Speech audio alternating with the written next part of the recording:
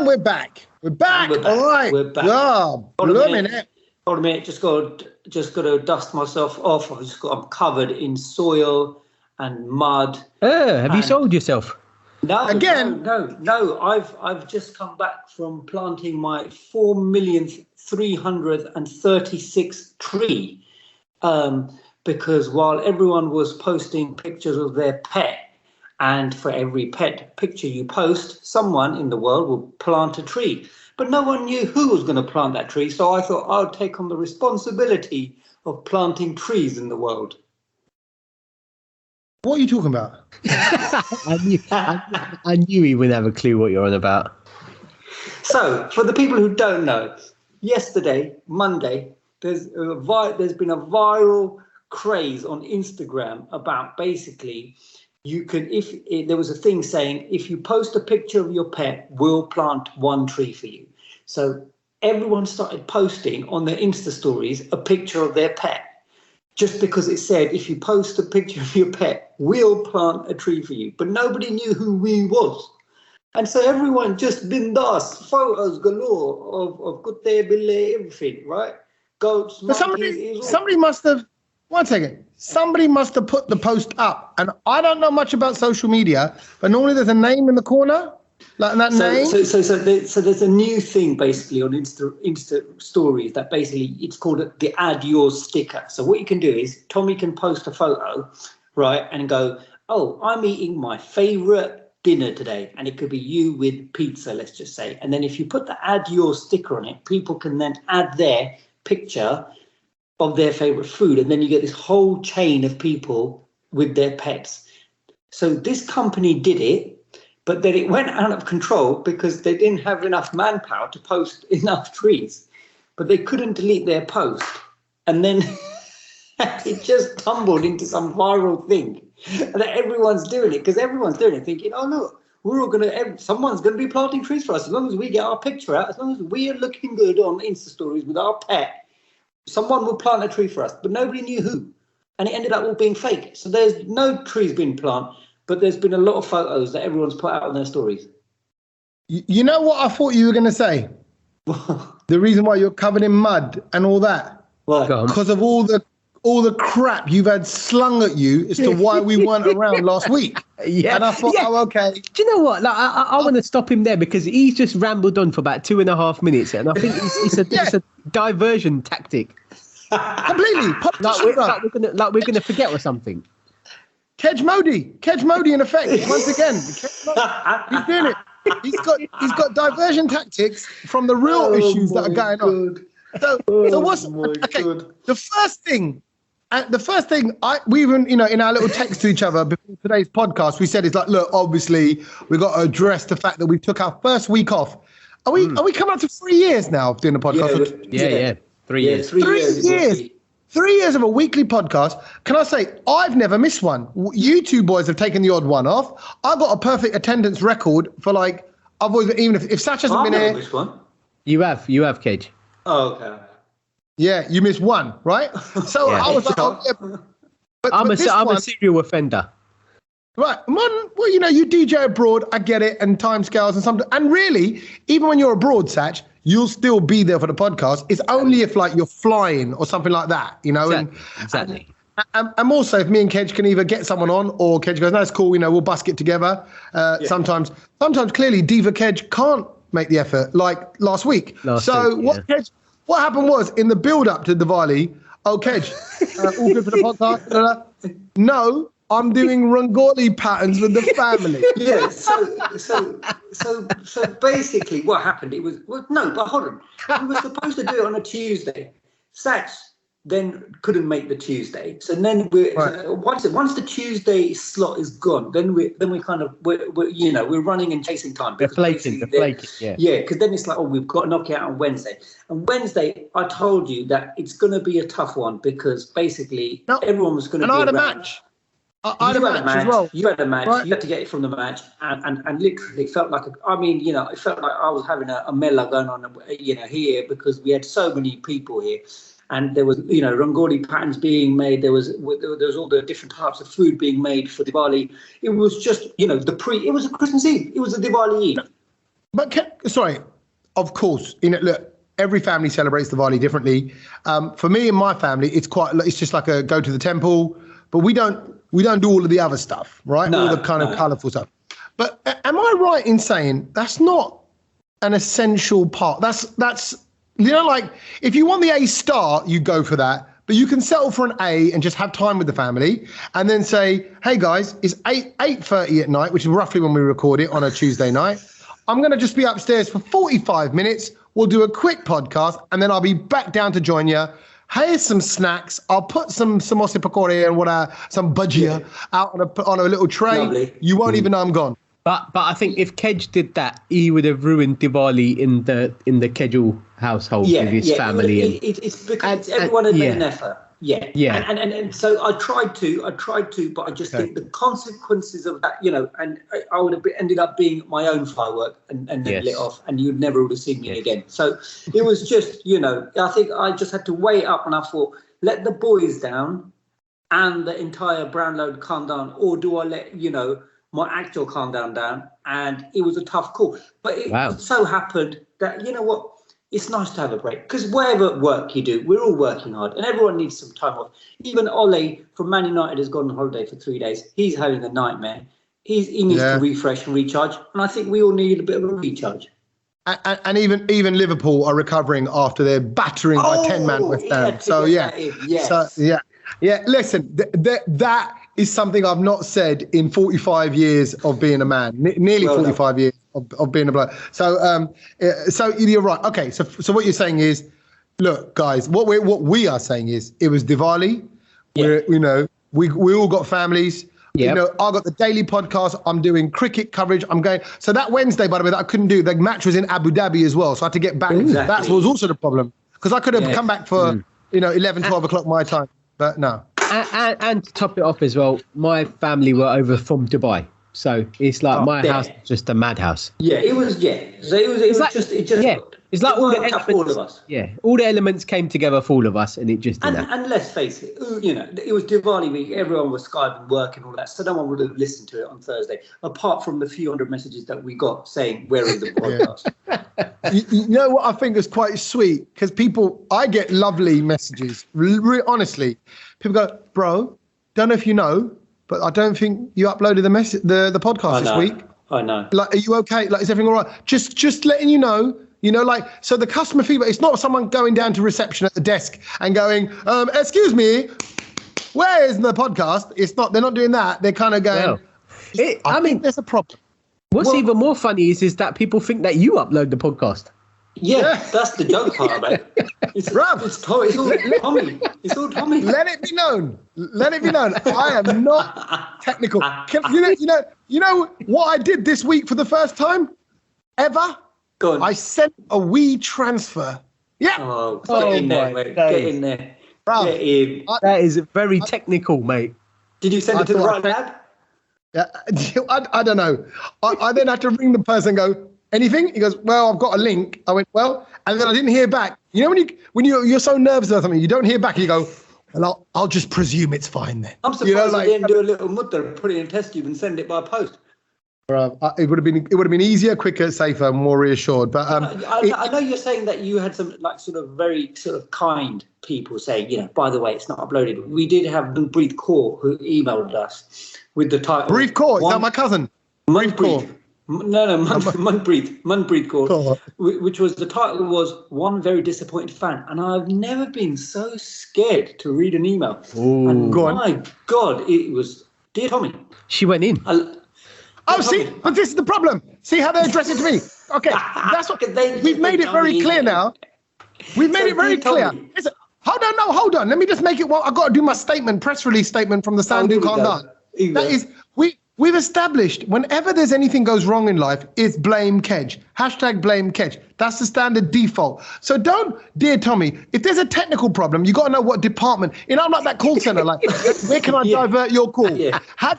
Have you got a problem with the level of baldness on the show? That's Tommy's problem, right? Yeah. Have you got a problem with anything technical, the podcast not being there or anything like that? That's not me, that's Kedge. If there's a problem with the sound, that's Sach.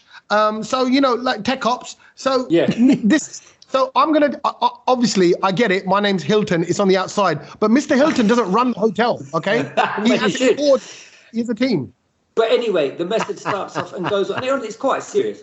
I thought I'd address this to you, as it seems like you're the only one with your head screwed on. Sach is obviously in second place. ... I think they forgot to finish the sentence because they didn't mention me. Who's the other guy? You're like that third one in Destiny's Child that no one knows. Michelle. Sach knows. I have a complaint to make. There I was on Wednesday, just gone, day before Diwali, scrolling through Instagram when I saw something that shook me to my core. Brackets. Intense Indian drama music needs to be played at this point. Close brackets. Sachin had put up there'd been no Brownload this week on Diwali.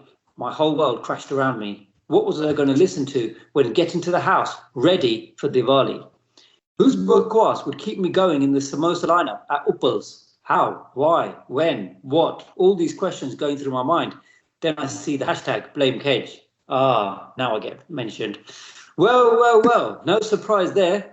Who else would ruin Diwali? Oh, so now just call me, you know what I mean? Scrooge Kedge.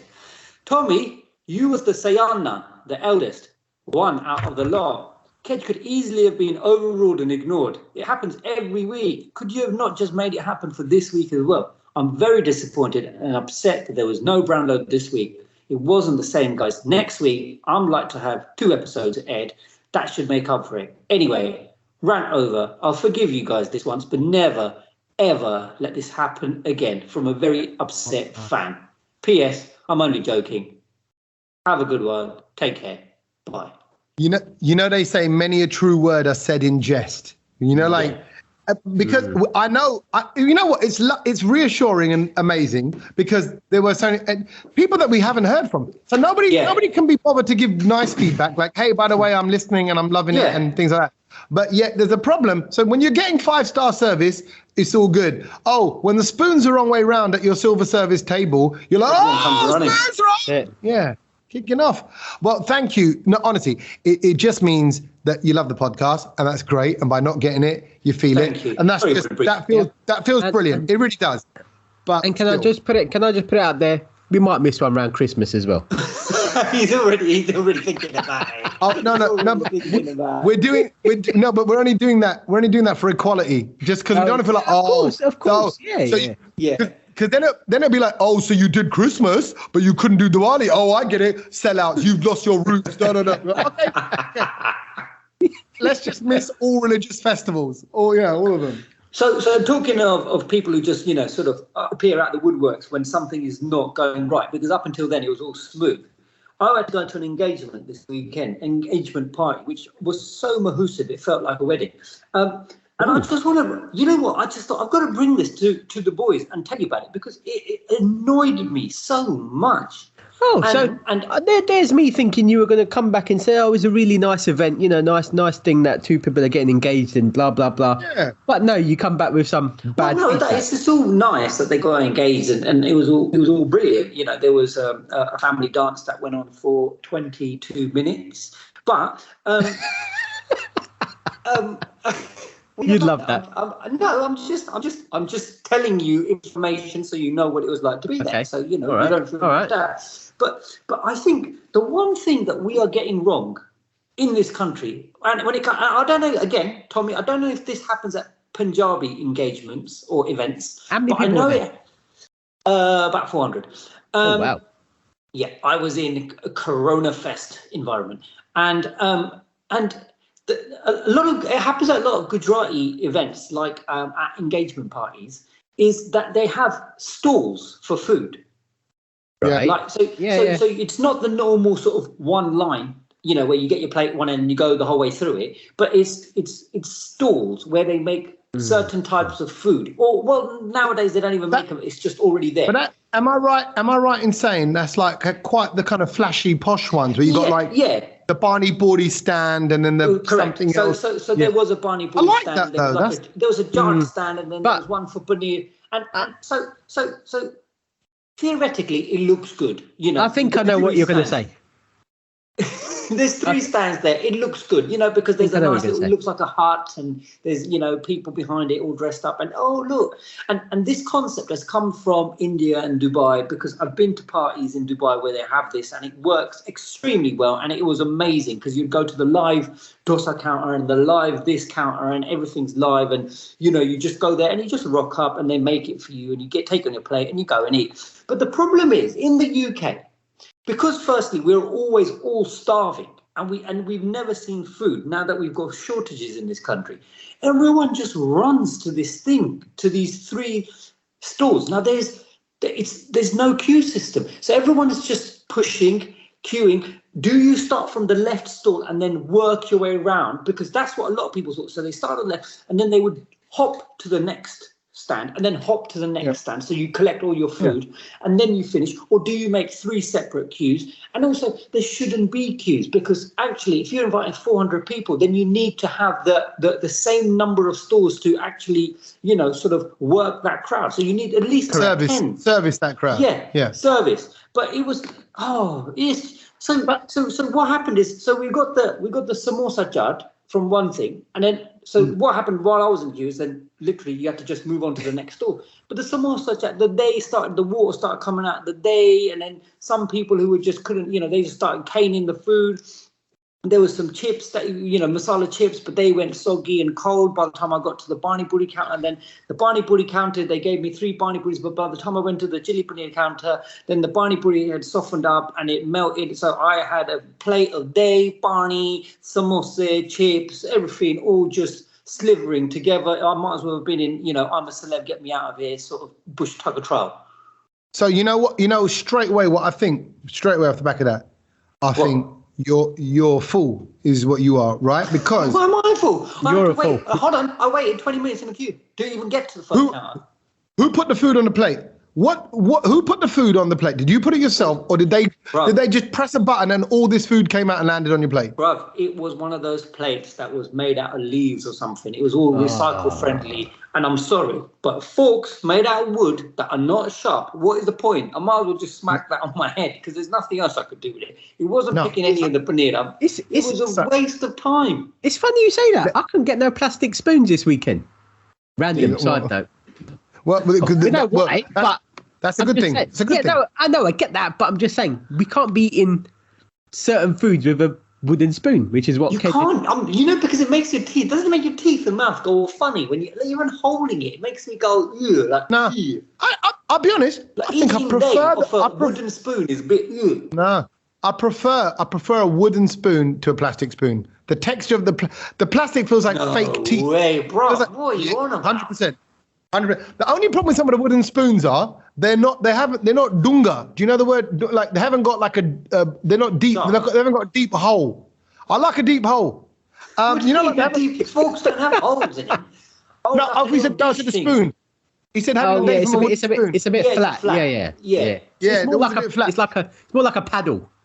But but let me add to that though, Kedge, right? Because so this week, I don't think we should be doing this. Anyway, the conclusion was I don't think people don't. If you're going to get married, because we get a lot of caterers listening to this, and a lot of wedding organisers, and a lot of people are going to get married as well. Don't do this. It's not good for us. I know you're sitting there taking photos and you're looking all beautiful and happy and everything, but think about the Aam Aadmi who's now struggling. They've travelled all the way from God knows where, and they're hungry. No, I'm not having it. Objection. Objection. Your Honour. Move to strike. I don't know what that means, but it means I disagree with you. So, for example, I went out to the desert on a desert safari, quad bikes, camels, that kind of stuff, right? Part of that, part of being there was they're doing a little munch, they're doing a little buffet. Yeah, of course it is. Right? Yeah. Buffet in this marquee thing next to it. There's, again, about 300 people there, I'd say, something like that. So a fair amount. Yep, your food is now served. Everyone goes. But what they had 2 long lines of the food laid out of exactly the same. So firstly, you got a split. But that's exactly what Kedge is saying. Wait. See, this is where I'm an A-star student when it comes to buffets, and I'm thinking straight away. I didn't know, Kedge. I didn't know how to deal with this, but I adapted to the situation because I read the situation. You didn't. You, like all the aunties out there that go running to the queue, poured it all onto your plate. Yeah. That was so. What I did was they had a veg section. And then they had the meat barbecue separate. So I lined up. Hear me out. I lined up. I put on the rice, the salad. They had channe, mixed sabji, saag paneer, right? All that laid out, right, in it. So popped it all on. Then as I take that plate of everything I've got from that little salady, veggie section. And as I'm lining up for the meat, I'm eating the sabji. So I'm clearing some sugar. Or you have to two-plate it. You could have just two-plated it. But that again is my problem. I don't like to eat while I'm standing. I'm not supposed to eat while I'm moving from counter to counter. Can I just do a little? His plate was. Can I do a little teaser? I want to do a little teaser to my things I've learned. Remember that you don't have to eat when you're standing. That links to the things I've learned at the end of the podcast. If this was the radio, that would be a brilliant bit of radio because you're throwing ahead. You're keeping the listeners locked in. That's what they tell you to do radio. God, it sounds like you not actually were on the radio at some point. What's that thing that Tommy's going to mention at the end? I must keep listening through the adverts or whatever. That's what they did. But anyway, that's interesting that you say that, Kedge. You're gonna like the thing I've learned. But these are buffet techniques. That surely with all the weddings you've been to, Sach, you've got some insight. I think I've probably got the final say on this because of the amount of events that I've been to. Yeah, go on. And I think I'm in more of a better position than both of you, to be quite honest with you. Ooh. And I completely get Kedge's point because whenever I see a buffet set up at a wedding, I just think this is going to be carnage. You just waste like 3-4 hours of people queuing up getting food. Exactly. And also there was no one there to organise a queue. And I'm sorry. And people just push, and then all the photographers have to eat, so then they push in. No, it's not even that. The musicians they push in. DJs like Sach, they have to push in. No, I'm going to be DJing soon, bro. I need to go first, innit? No one needs to do that. I'm just saying, if you're going to do a buffet, you need about 3 or 4 set up of the same thing. Correct. Otherwise, and a bit of organisation. Yeah, that's it. So that's what I think about it. But so anyway, on the flip side, you went to a engagement this week. I went to a wedding this week, and I was as a guest, so I wasn't working at it, and there was. Hold a minute. Did you know the DJ? No, it wasn't a DJ. It was actually a really close family friend, and there was only 30 people at the wedding. No. I said, did you know the DJ who was DJing at the wedding? There was no DJ. It was like a civil and a dinner. Oh, nice. And that was it. No party, 30 people. And I've got to say, when I was just hearing about you talking about the food, I think it's got to be one of the best experiences I've had. Where I've been to a restaurant in London and we had a 5-course meal and it was lovely. Yeah, but there was only 30 people. But it was just nice. Like I've never kind of when you've got to feed, feed the whole army. The thing I learned the other day was what a moose bush is. I never. Oh. The only thing I knew was what shepherd's bush was. Shepherd's bush. Shepherd's bush. If you had a shepherd's pie just to clear your palate, that would be a little shepherd's bush. I never knew what a moose, but it surprised me. But it was lovely. So it was nice. It was nice to actually go to a wedding that was someone close and to actually have a good time at it, which was nice. And 30 people. Well, I'll be honest. Better one than me. Without stereotyping here, this is where I think Gore, Westerners, whatever, get it right. Because their weddings are smaller. They chat to each other. They have time for it. It's not just like you say, a trough full of food, loads of booze, go, then all get out of there and outfits and drama and all that. Yeah. It's actually a nice experience. Yes, it was a nice experience. Definitely. Definitely. Well done. So we've been at weddings, Tommy. What have you been doing over there? Like, because obviously it's been 2 weeks now that we ain't caught up with you. How's the old Dubai? I've been in a bit. Well, firstly with the cricket, it's been a bit of a roller coaster because it was we're rubbish, India rubbish, and then we might be in with a chance. We smashed up Scotland and Afghanistan enough to kind of potentially be in. All Afghanistan have to do is beat New Zealand. Could it be? Oh no, it's not. We're still rubbish. It's like we're still exactly. I mean, and then this sounds like Man United at the moment. What you just said. But the lineup is there. You got Ronaldo. We got KL Rahul. You got Pogba. We got Rohit. Right? Virat Kohli. Pogba. Same thing. That's just going in. and then of course, because I'm there and I'm in the heart of it, and you're with the dollies and you're with that Sudhir guy who's that hardcore India fan who paints his head and all that. By the way, that geezer gets so much like attention. People just come over. And what I've realized is our people from India, our brothers and sisters whose ancestors, the only thing that's different from me and them is their ancestors never got on a boat and mine did. But other than that, we're exactly the same. It turns out we are not exactly the same. They are rude.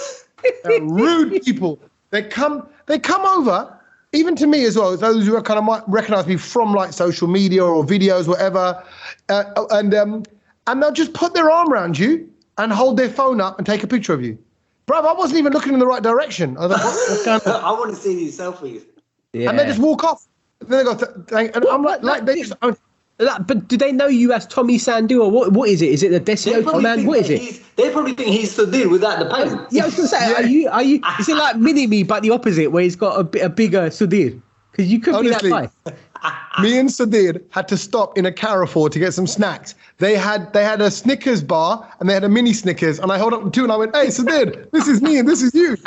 And he didn't find it funny at all. Obviously, he doesn't talk much though. I've noticed he doesn't talk to anyone. No, he doesn't. But exactly, and people just come over and they harass him for pictures. Does his paint come off like during the game? No, does he start turning brown during the game? No, he starts fading and his powers are going. No, Yeah. no, he doesn't. It stays on. Have you seen him without the stuff on? Yeah. Oh, what's it look like? Take a photo of YouTube without the paint. I have to see this. I've got a feeling you might be.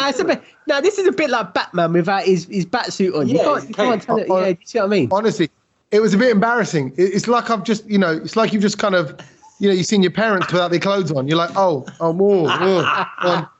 just keep the paint on, bro. Yeah, keep the paint on. But so that was crazy. It's crazy. But people just don't care. You talk about NFGs, Kedge. That's your word for no F's. Well, given, that's why. I'm going to sue the NFT people for that, because that's where they obviously came up with it. Right, but it was born from my phrase. But anyway, come on. We're filming, right? We're filming. With Bharat Army, the reaction. People come up, put their head in the camera. Hello. I'm like, what are you doing?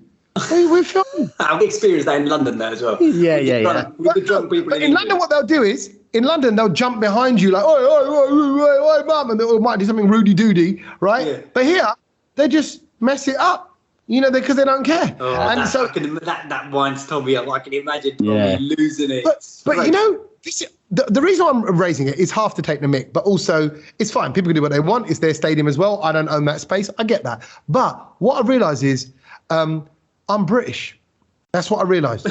We talk about people in Britain will say to us, "Where are you from?" And we go, "Oh, I'm Indian." And in India, they just know you're British.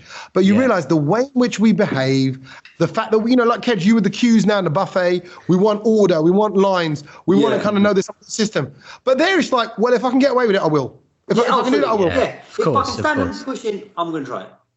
Yeah, but when you're a bit like, this is wrong, guys. Like, why don't you know this is not the way? But actually, they get their picture with Sudhir, off they go, they're happy. They don't care. Yeah. And what I realised also, by the way, Indians from India do Bhangra in a very different way to like how we do Bhangra, or how I do Bhangra. Even you, Kedge. Kedge, you do Bhangra. Is it different to me? Is it different to me? Yeah. It's like when you watch someone dancing in strobe light and their arms one place and then their arms somewhere else. It's more sudden, and it doesn't necessarily follow the rhythm of the music. I think what you're looking for is staccato. Isn't that a vocals thing? No, but you can have it in dance movement where your hand, when you're doing strictly come dancing, it says Yeah. And I'm like, but that isn't even how the beats go. Whereas I think Western Bhangra and dancing, and even if it's like Bollywood dancing, it's a bit more hip hop. It's a bit more of a flow, Yeah. And so sometimes I think, have you got headphones on? Are you listening to a different tune? Because what I can hear is moving into a different beat to how you're moving. So people are finding people trained, and and I've got to say, this is terrible. And I'll be honest, if Agora said this, then they'd be done for racism. So I'm going to say the Bob Orange going around the stadium, the BO. Oh my God, the BO. Level. Like what? It just surrounds, isn't it? It just surrounds the stadium. It just the whole loft is that. It just becomes that. Because obviously there's a lot of perspiration in the heat, nowhere to go. Wow. Right. But I tell you why I'm saying it. And this really isn't to knock anyone. I don't believe in knocking people. I don't want to knock anyone. You have been for the last 15 minutes. Both of you have been, actually. No. What I want to say is, you want to sort of say, listen, guys, we're all the same, right? We're all a species and all that, one love. But people are going to go, oh, went to the Indian match. God, Indian smell. That's what they're going to say. That's what they're going to say. And that's not good for any of us. That's not good for me. It's not good for you. Don't be stuck in the middle of it. I love it. Yeah. And I feel like saying, it doesn't have, you do know, it doesn't have to be this way. It doesn't have to be this way. Was it really pungent and it go up like your nostrils and it just stays there, doesn't it? But that smell exists in India anyway. When you land there in the airport, you get a whiff. I don't think you do. Well, I don't know. I think India smells like it's got a different kind of smell. It's got its own India smell for me, like that Dechi smell that you get from your clothes. Yeah, the suitcase. Yeah. I don't know what that is, but that's just something, and that's all right. That's quite pleasant. That's just like fabric, a sort of material smell. I don't know about pleasant.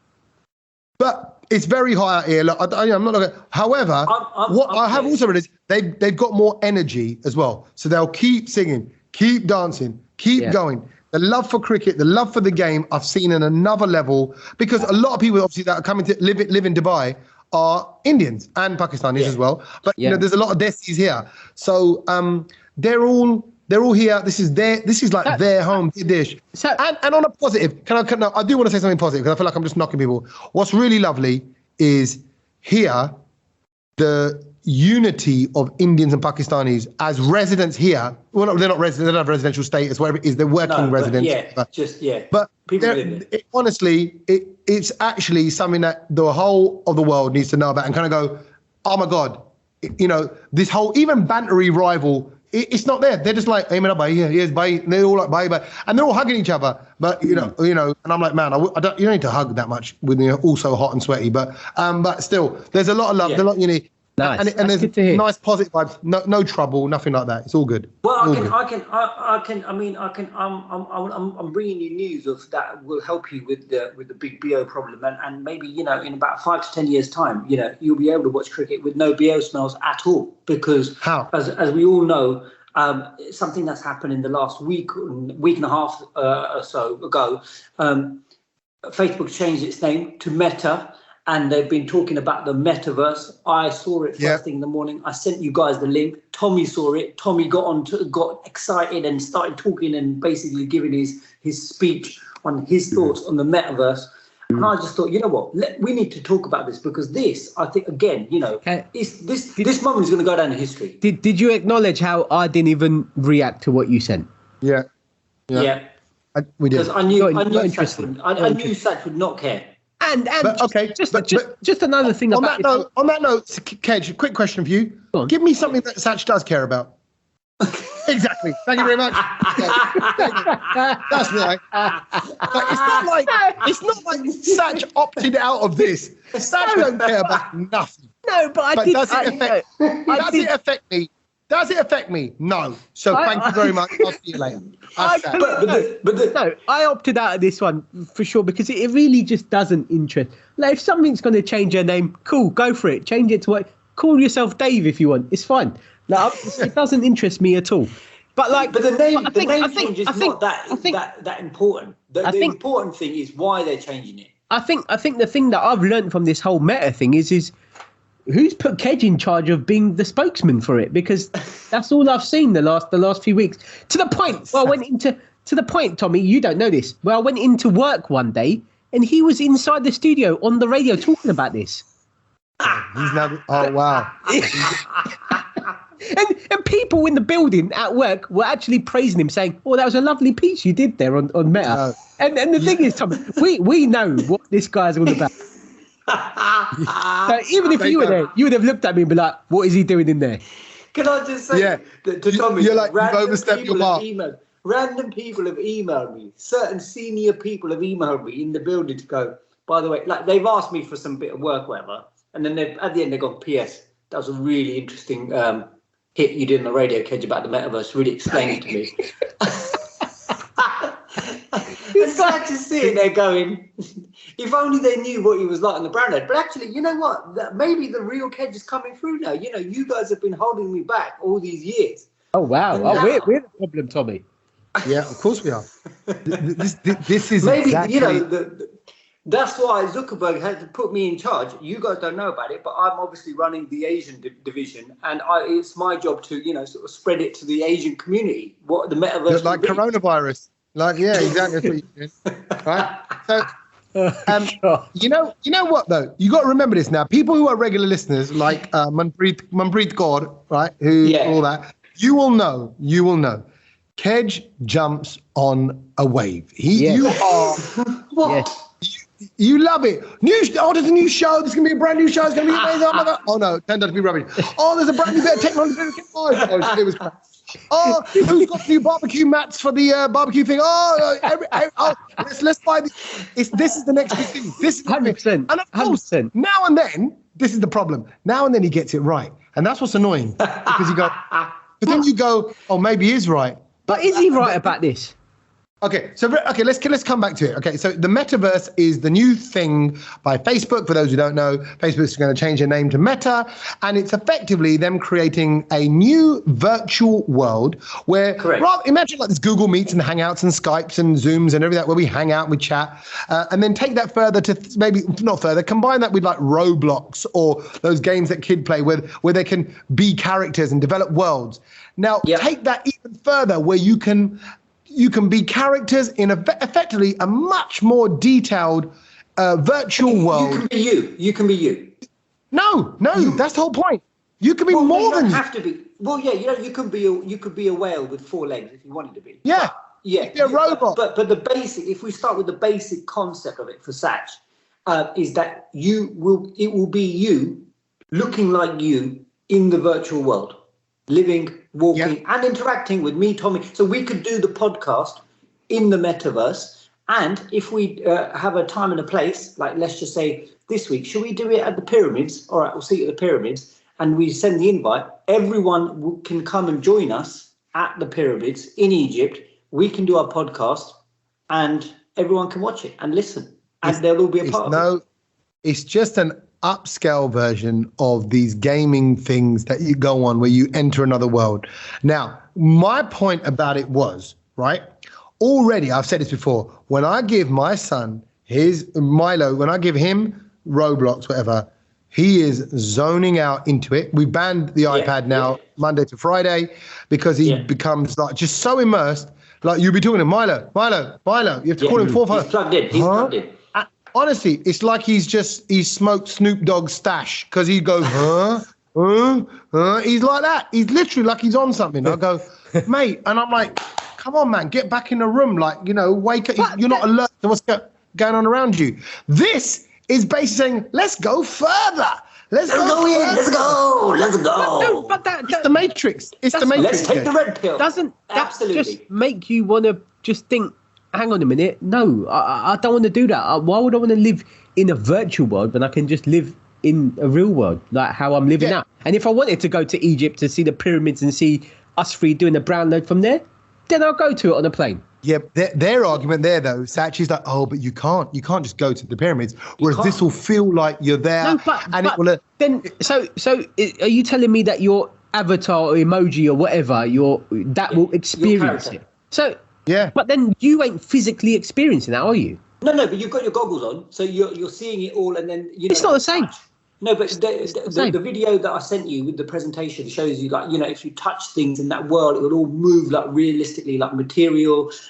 You can be in a house that's mapped out in all of this as well. I mean, so Did you see? I don't know. You haven't seen it, Tommy. I don't know if you got as far as it, Tommy. But like you'll be able to just with finger movements in your body. Hello? With finger movements from just the movement inside your body, the sensory movements, you'll be able to control like text messaging and stuff like in front of you, the TV, just by moving your fingers in certain positions. That it'll open up. Why? Tabs. But why? Just because so this is the thing. People like you, Sach, are saying, "Oh, but why? Well, we want to live in the real world, yeah." And I get all that. It's a brilliant argument. Of course, we want to live in the real world, and I do. I do. Why do we want to make it fake? But the thing is, and here's the thing: we are already living pretty much in a semi-virtual world anyway. When you're scrolling through Instagram, you're looking at people's photos. Majority of them have got filters on, so therefore you are not looking at their real person. You're looking at a modified version that they want you to see, which is almost like an avatar. But if you had half a brain, you'd just be like, well, that's got a bit of a little touch there, and to make it look good. Well, so there you go. So then when you're when you're there in the real world, and then of course, because you can change your hairline, you can change your beard, facial hair, chest hair, all kinds of hair, anything that you want. Your nose, you can just change a little bit of your skin color. All of that can be done. You'll be able to pay for that. And the latest news, the last couple of days, Tommy, I don't know if you know about this, but Nike have said that they're making clothing range for the metaverse. I heard about this. How much does that blow your mind? But that doesn't make sense. So you'll be able to buy trainers, but you won't be able to touch them, but you can only wear them in the metaverse. Clothing, Nike apparel. No. But how clever is that? Because they're going to No, it's not clever. It's not clever. Of course it is. It's the emperor with his new clothes. It's the same story. It doesn't exist. There's nothing there. Exactly. It's the same way. Hold a bit. Do you give your son money to spend on Roblox? Exactly, and that's the issue. I was just about to say that. I said it's no different. And what does he do? What does he do with that money? He buys clothing, he buys cars, he buys houses, exclusive stuff. It's only available for a little bit, Dad. There you go. So kids are already used to this world. Yeah, but bruv, back in the 80s, the kids wanted money for crack. It doesn't mean you give it to them. Exactly. What's that got to do with it? It's a waste of money. Yeah. Basically, do you want to walk around Nanga Panga in the metaverse? Or do you I'm sorry. Walk around the latest Nike crepes? Even in the real world, if I saw some Nike crepes that were expensive, I wouldn't buy them. I'd just be like, I'm not interested. Who said they're going to be expensive? Yeah. You're going to get your £30. You're going to get your £40 ones. You're going to get whatever. They might start. Whatever. They might. So basically, do you remember when Sach maybe not, but Tommy might remember when the App Store first started? Everything was 79p, 59p, right? If you go to the App Store now and you look at majority of the apps, £4.99, £21.50, £4.50, £7.99. Bruv, I got a £17. I got a £17 teleprompter auto cue app for presenting, but that's work, right? It's a work. That's different. He's justified. I'm sorry, but imagine if you're having a meeting in the metaverse for work, then actually I'm going to need to buy Hugo Boss virtual suit so I look good in it. Okay. No, seriously, right? Honestly, boys, real talk here, and I promise you, and I'm well aware this is going to make me sound like a Buddha and all that. If this stuff is happening, I would say absolutely, fun banal, as my mum would say. Fun, have fun. Enjoy it, go into the metaverse, explore, let's all go on a little mission, but it's not far from Westworld and all those things where you're in or Avatar, right? But, Kedge, you're a hypocrite, because you know and I know you talk about, I've got to breathe through my nose and get my nose air in my nose, and we talk about spirituality and we talk about being present. This is basically saying, you know what, guys, life's a bit dirty, so do you want to just bugger off and go to another world and do whatever you want? It doesn't make sense. All I'm saying is, now imagine this. All I'm saying is it's too late to deny or reject. Maybe. No, it's not. You're right. What I'm saying is what's going to happen is it's going to go further. And people imagine now you've got someone who's just having a bit of a rubbish life and goes, actually, guess what we can do? For £5,000, your last £5,000, you give us this, we'll put you in a box, plug you into the metaverse. Jalo, don't worry about this life. You can be a hero over there. And you think in the metaverse. What was that? What was that film? With Arnold Schwarzenegger, where he went to Mars and you can go to other planets and it's not all real. And he was, he based the whole thing. Was it? Yeah, because he's recalling it. That's right, Total Recall. Yeah. In Total Recall, they're going to other worlds, and you can have this experience and that experience. It's the same thing. And actually, I'm like, that goes against the absolute thing that all the proper smart people are saying. These are tech guys that are getting carried away with their programming. You know what I did on Diwali? I played the presentation to everyone. You know, on Diwali, I played the presentation to everyone in the family. On the big telly. You know what, Kate? I tell you what. They were so shocked. It was unbelievable. Yeah. I'd pay for you to be plugged in and gone forever. I'd do that. I'd go. Pay the money. Stick me in there. And you'd be like, and Kate, you'd be like, oh, are you going to join me in the metaverse? I go, yeah, you go ahead. I'll catch up with you in a bit. You go ahead. I'll catch up with you in a bit. I'm going in. Yeah, I'm sure you will. Yeah. Well, there you go. Like, I mean, you know, Kedge is there with his sort of technological advancements and stuff like that. And I want to sort of bring him back down to earth with this story that I saw this week. And it made me laugh because I thought, okay, yeah, it's all well and good. All this tech, you know, people going out, Tommy, as you said, going out into space and stuff like that. Where was it? Arnold Schwarzenegger was on Mars. So this week I came across a story about the SpaceX crew who went to the International Space Station, and they were due to fly back this week. And they had a little problem with their little SpaceX cabin. Spaceship? Spaceship, whatever you want to call it. And the problem was that their toilet was out of service. So they had to basically do the 20-hour journey back from the space station back to Earth wearing nappies. And I was like, this is exactly what the metaverse will kind of do, because I think everyone's going to be like, yeah, we're living in this great life. I'm sorry, but you're going to end up sitting there with a nappy on. You probably will, because you won't have time to go to the toilet. That's a good observation, Sach.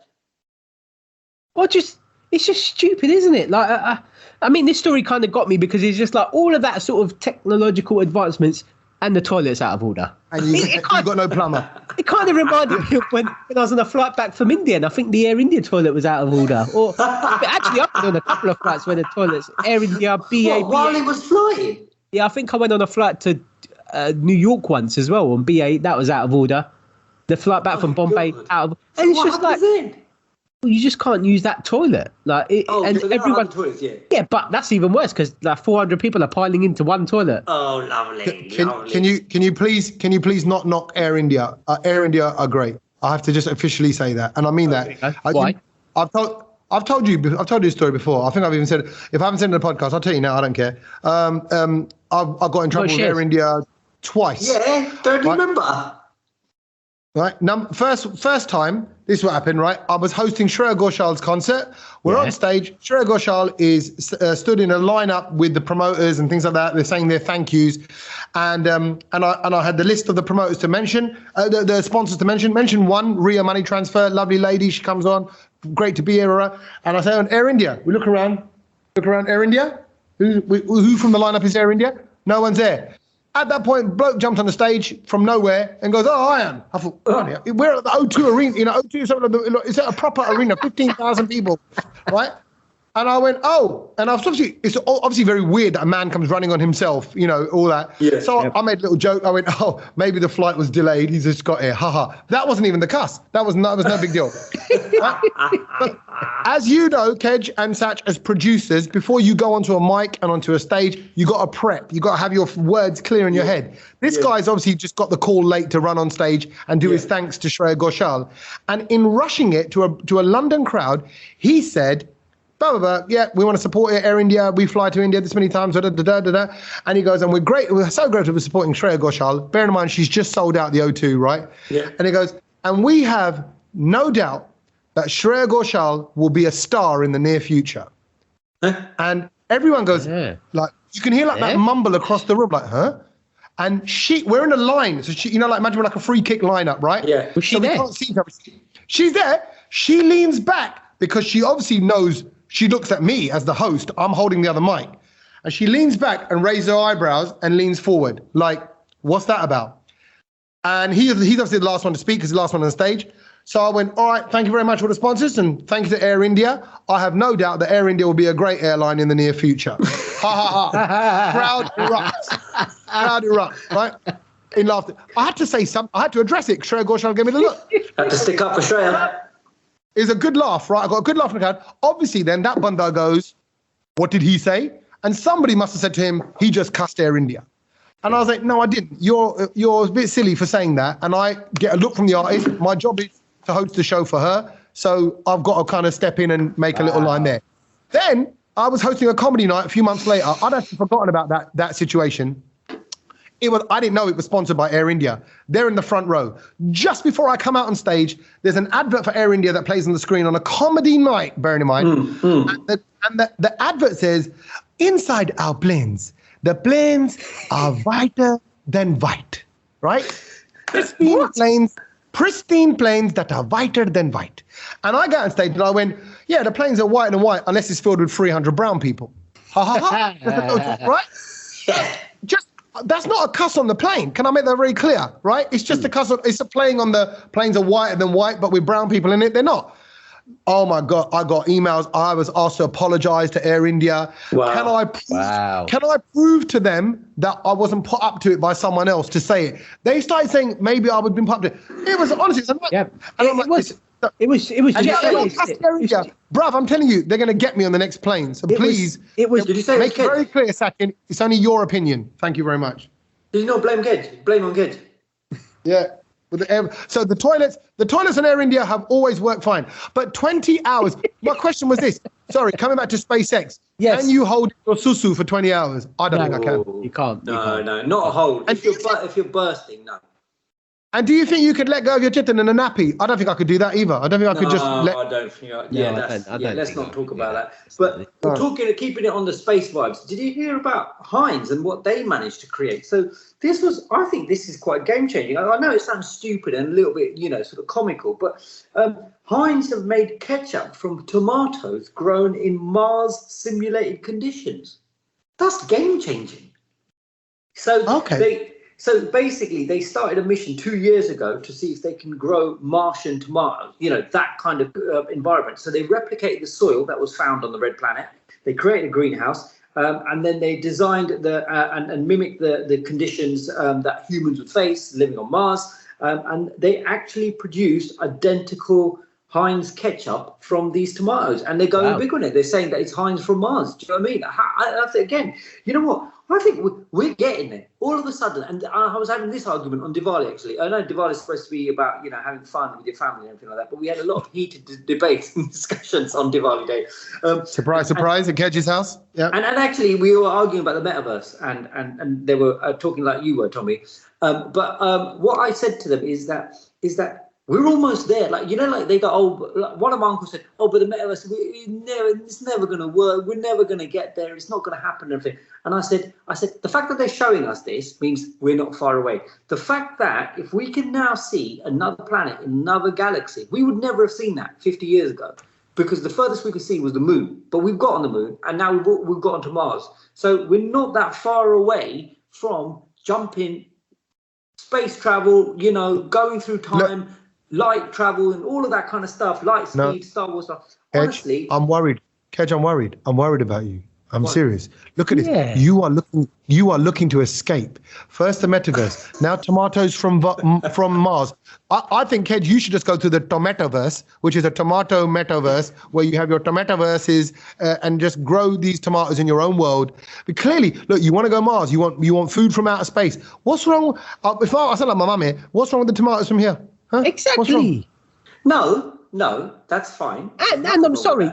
How close were these conditions to Mars? How does anyone know what exactly the conditions are in Mars? They've got the soil. They have access to all of this kind of stuff, innit? They've got. Yeah, but it's just all right, cool. I'm just gonna go and plant some tomatoes in my shed. It's dark in there.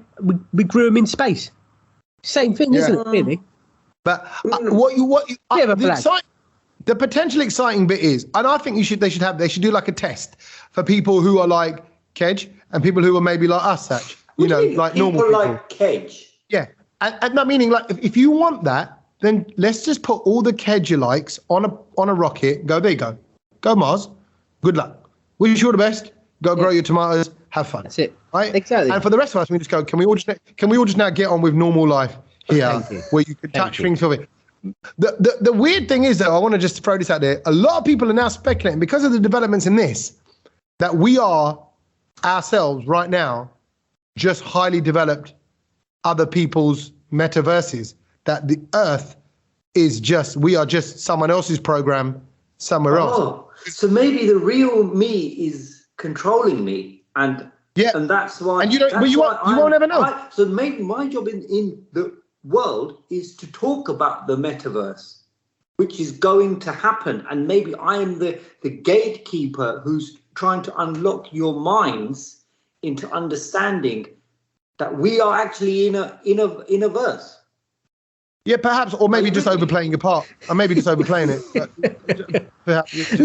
Look, I mean, Tommy, you're just Kedge from Bushy. If he wants to go to Mars or outer space or whatever, I think we should just let him get on with it, because he's clearly more interested in that than sort of living here and being on the Brownload for one, because he gave up last week. And can I just say, as Sach is talking right now, he's doing that thing that I'm sure everybody knows, is when you pinch the top of your nose because you're just so fed up with this conversation. You know, you pinch that area, like you're grabbing your forehead. He's giving his head a massage. I think he's just like. I can only try and explain. You know, to the lesser humans that I'm working with, maybe that this might be all fake, and that's the same story that we're hearing from another one who seems to have obviously must be related to me in some way. It's about this Russian fella from Mars. Have you heard about him, Sach? I've heard about him, actually. Because if he's a Russian fella, Kedge, he's from Russia. You don't even know who I am anymore. I know. I don't know what I would say there. Here we go. I want to say his name. Wait, can I say his name? Boriska Kiprianovich. See? Yeah, Boriska Kiprianovich. He lives in Russia. Yeah. He said he's 24 years old, and he's basically just come out and said that he's smarter than anyone else. He's got more intelligence than anyone on this planet. He is very intelligent. No, hold on. That's not the story, though, Sach. So he's come out. He is very intelligent. And he has come out saying that actually he was a Martian. They used to live on Mars. And hang on, Tommy's doing that thing where he's just looking at. He's doing the thing. He's doing the thing I was doing 2 minutes ago. No, he said that he was living on the planet Mars, and then the population of Mars was made extinct because there was space wars going on. And he then was now born on planet Earth to give us, you. So who relocated him?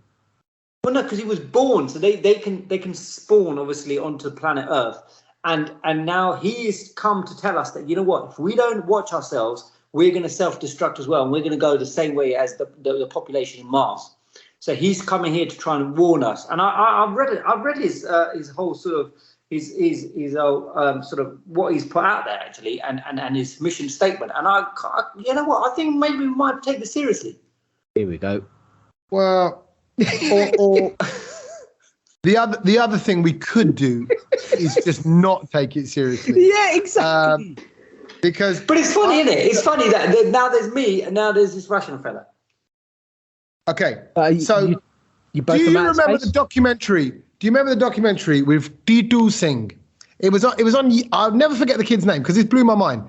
It was a kid who he was about 5-6 years old, right? You can probably find it on YouTube. And he basically says his name was, I think it was Titu Singh. I think so. But little Indian kid, and it was all like in Hindi, or I can't remember if it was Hindi, Punjabi, or whatever it was. The documentary like thing. But it's on mainstream telly. It's like a BBC thing or a Channel 4 thing. Yeah. And basically they were saying, this kid said from a young age, 2, 3, 4 years old, he was going, I ain't Titu Singh. I'm married. I was married. I got kids. Oh, they live over there. And they tracked him down, and it's true. This family did exist. Yeah. He was from about the past. He was from the past. Right. What I want to say is, I've been thinking about it. Hang on a minute. That can't be right either. No, hear me out, right?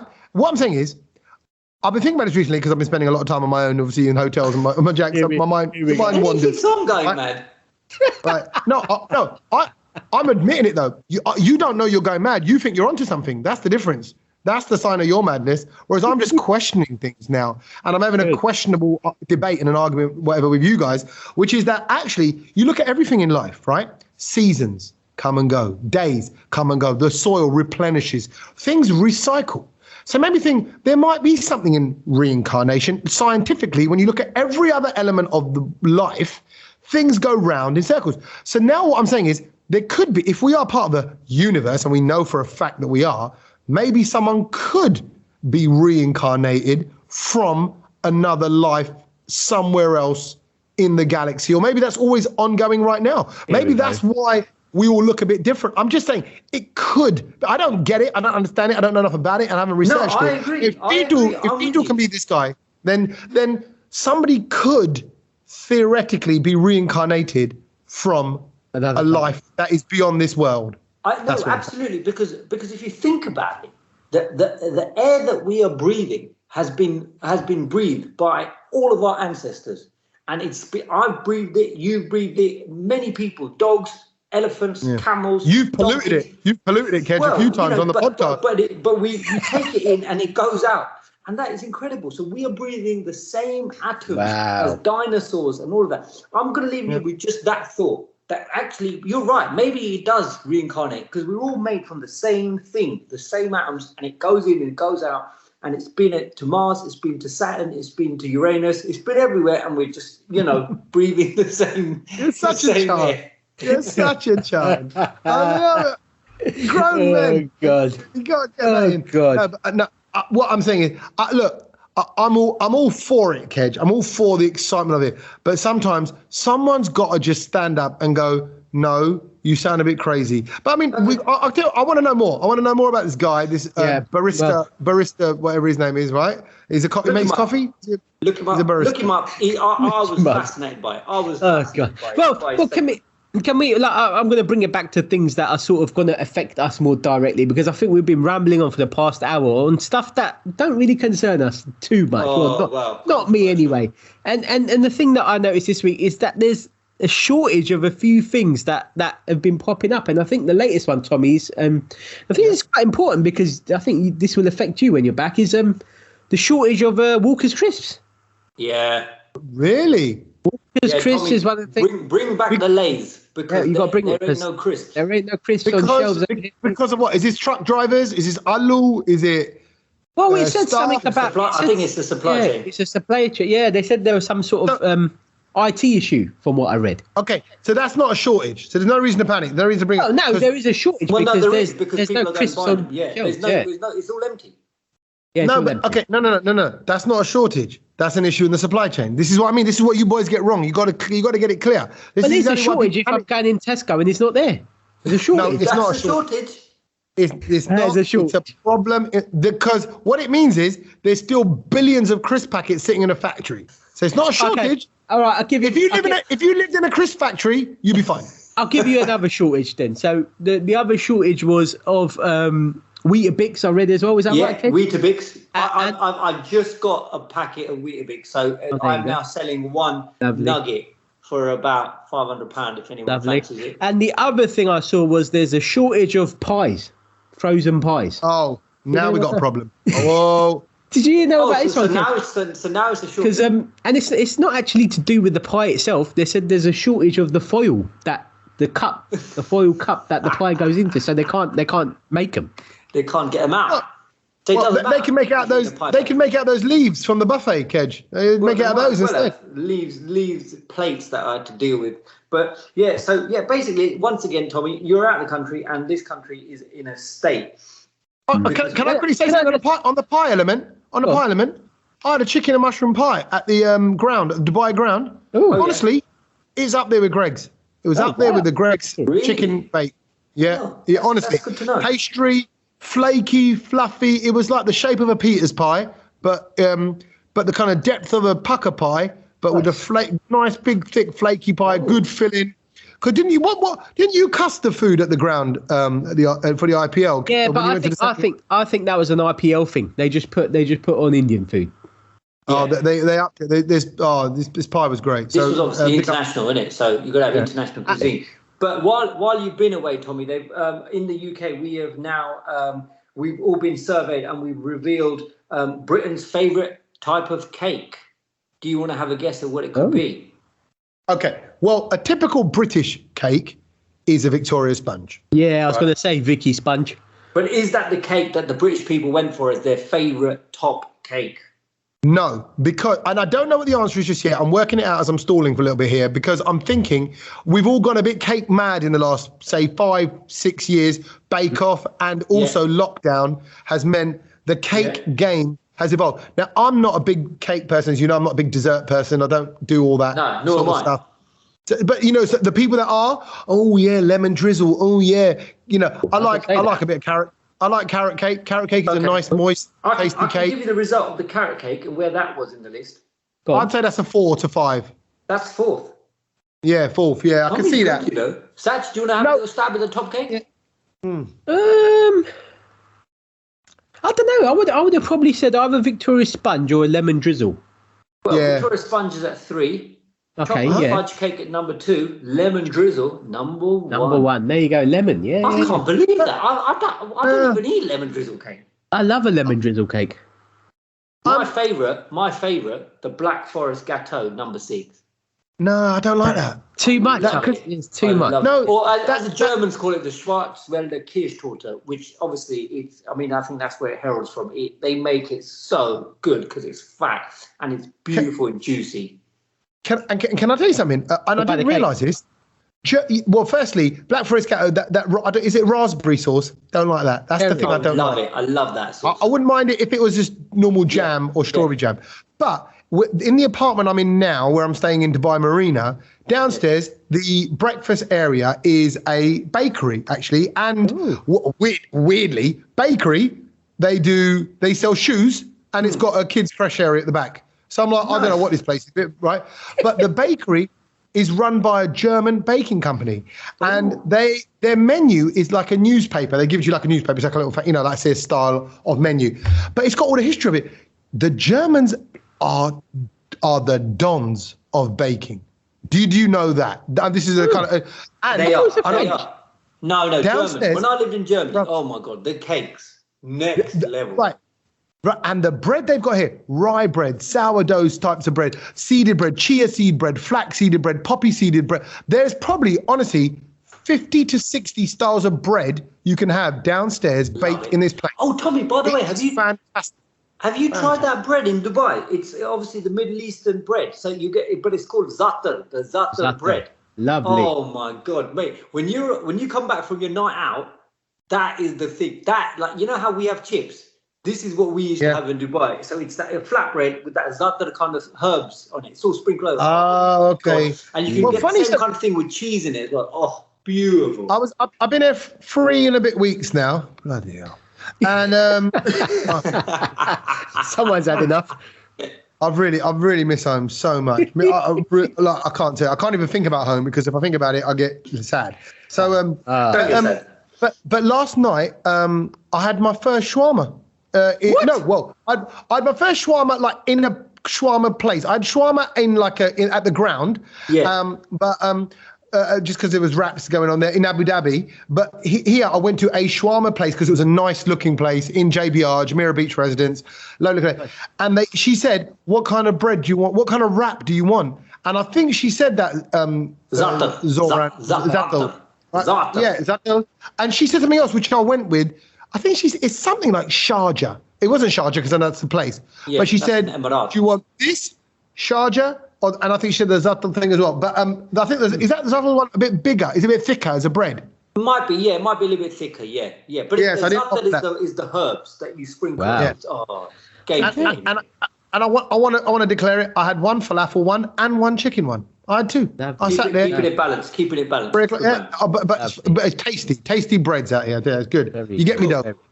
And just as we were sort of talking about cakes, do you know what the number 1 cake in Gujarat is, Kedge? What? Dogra. Technically, is that a cake? No, it's not a cake. It's a cake. It's not a cake. I can't even believe I'm having It's a cake. It's not a cake. It's savoury. Stick a candle in it. Happy birthday. People like Sach are just ruining. This is why I'm going to create the dogra stand in the metaverse. Would you blow your own dogra? Would you blow candles out in a dogra? I think you can. Someone needs to do it because it is a birthday cake. Well, I'm happy if you guys want to make me a dogra cake for my next birthday. I'll go with it. So could you have a 3-4 tiered Dorker? Now we're talking. Thing? You know, like when they do different color Dorker, like the white, orange, green. Leave it out. Yeah. Mate, leave it. Can I? Oh, on that note, check this out. Krispy Kreme donuts out here for the India matches. They decorate the top of the donut all blue with the India flag stripes on it. Oh, very nice. Very nice. And I'm like, well, that's good. I don't even like donuts. Yeah, I had to get one. Yeah, good. Yeah, I had to just, you know. So what have we learned this week then? Speaking of sort of desserts, I want to go first because the thing I learned this week was about. I think Kedge knows this already because he's laughing. But Tommy, you know the goo desserts, don't you? They come in the little goo pud. The goo pud. Yeah. And it's one of them things. When you eat it, it comes in a glass sort of container. What do you do with that glass container? Asian people, brown people, keep them.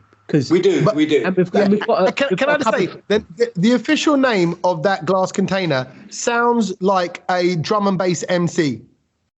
Ramekin. It's a ramekin. Is that ramekin? Is that what it's called? A ramekin. Huh? That's what the glass container that those puddings come in is called a ramekin. But I thought I just on the decks tonight. Ramekin. So anyway, the thing I learned this week, well, it was the fact that there's now a company, or should I say a couple, that just specifically make lids for these containers. Wow. Very good. And I just thought that is brilliant. So now I've got a couple. I've got a cupboard full of goo pods. I'm going to go get the lids. I'm going to stick my olives and all sorts in there. I mean, have they got into the Asian market? They need to advertise that in the Asian community. What are they called? No, it's not. It's pick them up. Find the name. At the moment, it's just literally their names. They haven't really got like a company name. The lady's called Jana Silva and her girlfriend Jess. So wicked. Jana and Jess. They're from Hackney as well, and they're basically looking at them and they thought it's called the pudding pot lids. There you go. Very original. £4.99 for a pair. How much? No, $4.99 for a pair. That's a little bit dear. They need to get that on mass market. They need to get it produced out in India. They need to start banging them out a lot cheaper than that. I would not want to pay more than 10p a lid. I'm telling you straight. Oh, yeah, but this is new. Like, do you know what I mean? But I get it. They've got to start. But yeah, exactly. Right. But I tell you why I like that. No word of a lie. I've got a cupboard in my kitchen. Yep. Probably got about 20 of them in there because we love a ghoul pud in my house. Honestly, love it. Absolutely. That's what I love. And by the way, that is the one they do, a lemon and lime one, or key lime pie. That one, cheesecake one. That's banging. That is good. So when you talk about lemon juice, I was like, thought you went a dessert man. Man. Where's that come from? Perfect. I tell you why they're perfect. They're so small. 2 spoons, gone. So you're like, well, I find them too rich. But yeah, no, that's the chocolatey ones. They are a bit rich. You're right. The chocolatey ones are, moussey. Yeah, they're lovely. Well, seeing as we're going on the food and drink one, relating back to what you was going to say earlier on, you said you don't like to eat standing food standing up. So this all started when actually I was at the India-Pakistan game, and I saw the players drink water kneeling down. Did you see? Have you seen the players do that? I've seen that. Yeah. Yeah. Do you know why? Oh no! Go on, tell us. See, right. I actually thought, I'm just so happy because I saw Pakistani players doing it. I thought, I bet you there's a spiritual, religious-y reason to it. Respect water. Don't have it on standing up. Be great. I don't know, some sort of humbleness to it, right? I thought something like that. So I Googled it. Bruv, I entered a whole world of information as to what the benefits are to your body, and more so, what the detrimental downsides are to your body when you drink water standing up. Yeah, I've heard this. I'm going to say it now. This is going to change your life. And I think, Kedge, this is up there with breathing through your nose thing. Go on, hit me. Nobody should ever, people I swear by this now, ever eat food or drink anything stood up. If you're drinking a bottle of water, if you're in the gym and you're having a bottle of water, sit down on a bench, drink your water. So again, and I think one of you said this before about fight or flight mode, what you're going to. Basically, when you're stood up, your body's in fight or flight mode. It's ready to either do a runner or defend itself, right? Yeah. You're sat down, it's relaxed. When you're sat down and relaxed and you drink water, or you're lower down, your body, or even if you're kneeling, your body thinks you're relaxed, is cool. When you drink that water, it goes to your organs. It goes to the parts of your body that really needs it. Bruv, I'm telling you, this has been backed up by nutritionists. I've read the blogs. I've started following certain Indian nutritionists off the back of it. Women in India that were just doing whole big seminars, talks on it. Basically, you're not getting the benefits of water if you drink it standing up. This is honestly, you got to sit down. You think back to all the things your mum says. When you quickly eat something, she goes, no. My mum was saying in Punjabi, baith ke kha. Raman nal kha. Sit down, relax, and sit down and eat. And you go, no, mum, I'm on the go. Or you get those high tables at the pub. Those high ones where you stand and eat. Yeah, I hate those. I hate that. That's your body's way of saying you're not enjoying your food, and actually you're not getting the nutrients from it. Your body won't process it. It will literally just go through you. You're not going to get. So they kneel down because obviously they're playing the game. They need that water to get to their organs, get to where it's got to get to in their body. Whenever you drink anything now, sit down and drink. Even if you sit for those few seconds, drink the water, then up you get, and away you go. Game changer. Brilliant. I'm going to be doing that. I'm definitely going to be doing that. You will forget, and you'll have to remind yourself. I do as well. You just got to, because you do it by natural habit. I was walking around the gym. So if you stand up and you have it, does it go to the wrong places? They don't go to, just come out your ears. No, it just doesn't do the good it should be doing. Okay, the goodness, yes. Gotcha. All right. So again, staying on the food vibe with the things we learned. Tommy is going to absolutely love this one. Go on, and this is going to make you want to come back to England. And although we all agree that this is not our favourite restaurant, we're going to go just for this. Okay, here we go. Right, Dishum, the restaurant. Yeah, Dishum, the chain of restaurants. Yeah, I'm now doing this secret thing where you can actually have your meal and then not pay for it, and basically get it for free. You know how you do this? Is it called running out the restaurant before they bring the bill over? No, it's not. All you got to do is show the special keyring to a member of staff. It's the Dishum keyring. If you show this this is like Indiana Jones, this kind of stuff. If you show this keyring, you just got to show it. You don't have to talk. You just have to show it to the waiter. They will bring a dice to your table. If you roll a 6, your whole meal, drinks, and everything is free. Oh, wow. Where'd you get this keyring from then? But you've got to ask Dishum people for the keyring. And the different venue, like the restaurants from different places have different types of, I think there's 6 in total. So they call it, you have to basically ask Dishum for the matka. Next time you go, visit Dishum, ask them for the matka. And then, they're very difficult to get. They're very rare. Some people, there's not a lot of them around. But the Carnaby Street Dishum's got a special one, which is inspired by the Bombay, London music scene, key rings from the 1960s. And you've just got, all you got to remember is just ask for the matka. That is it. So you've already got, you've got to already have this key ring. You've got to already have the key ring to play the game. And you don't know how you get the key ring. No, if you want one, you have to go to Dishum and ask for the matka. Oh, so the matka. Oh, say the matka is the key ring then. Is the key ring? Yeah. I thought the matka was the dice, and then I thought, right? No. What does matka mean? What is that? Is like the pot, isn't it? Where you used to we bring things into it. I think if I'm correct about it. Yeah, I thought it was pot. Like that's the story of Krishna eating the butter from the matka is that pot where it was filled in. Okay. So that's what it is. Matka. Right. Here we go. Matka is apparently the slang term for an underground lottery as well. That originated in Bombay back in the 60s. Oh, okay, that makes sense. So that is cool. I like that. Underground lottery. This is effectively the same thing. When we going? I tell you what, if anyone goes, can you please email us if anyone gets this keyring? Because I just love the fact that you're going to just flash the keyring to the waiter and they just bring you a dice out. Oh, I love it. Lovely. Don't flash anything else, Kedge. No. Don't flash your ring. Not your ring. Your only key ring. Yeah. Only your key ring. Yes. Key ring is good. And that's a good one. We've got to do it. We do like a Dishum meal. the dish on breakfast for that. Amazing. And the endless masala chai that they do is good. But oh my God, the masala tea in the stadium is, I might as well just honestly, I don't know what it is. Tommy, have you been to MacD's yet in Dubai? You need to try we went with the kids when the kids were out here with me at the first week. Did you try the karak chai? No, I didn't. Is that karak chai in McDonald's is epic. Game changer, bruv. Go, please have that tomorrow. Please have it tomorrow. Find it. Okay. Go get that tomorrow. Okay, done. Sold. So this time next week we're all back to normal. Back next week. But I'm back. Where are you? Are you back? Well, I come back on that Tuesday. Oh, trust me, it was difficult negotiations with the missus because technically it's all over from the final this Sunday. So actually, go on, quick prediction. We're into the semis. We've got West Indies, Australia, England, and Pakistan. Who's going to win the final? I think Pakistan is going to win the whole thing. Yeah, I agree. But who are they going to beat to do it?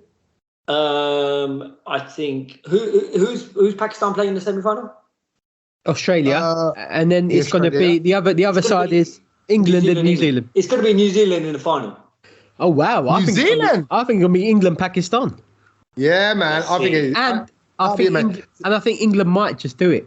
Oh, okay. Oh, okay. I think Pakistan are on fire at the moment, so we'll see how it will go. They are. Oh yeah. And I know how much it means. Obviously, there's so many Pakistanis here. You just know what it means to them, and I think that'd be amazing. But my point is, then 7 o'clock in the morning, I fly straight to Scotland, host the Curry Awards, Scottish Curry Awards, Monday night in Scotland. Then I come back. So you can't come over on Tuesday, basically, because I'll be shot by my missus if I'm like, hey, I'm back. By the way, Kedge and Sach are on their way over to record a podcast. So we'll probably do it online again on Tuesday night. And then Wednesday, I'm filming an advert for Royal Mail. Thursday, I've got a Netflix voiceover. So things have just gone bonkers. And then Friday night is a school quiz. Way! The week after then? Yeah, week after, back to normal altogether, and I'll be a lot more relaxed. But main thing is can you just declare to the listeners, Kedge, you won't let them down anymore, and that there'll be regular podcasts now? I declare I will never let you down. Okay, even though it was my fault. Apart from Christmas. Well, yeah, exactly. Maybe, yeah. And nice one. Nice one, boys. Thank you, as always, for listening. We'll catch you next week. This is, by the way, doubly long podcast, I think, this week. It is quite a long one. It is a long one. Yeah. There we go. So, we're giving you a Brucey bonus. Got your money's worth, mate. A little bit extra. All right. Until next week. Laters, guys. Thank you. Laters.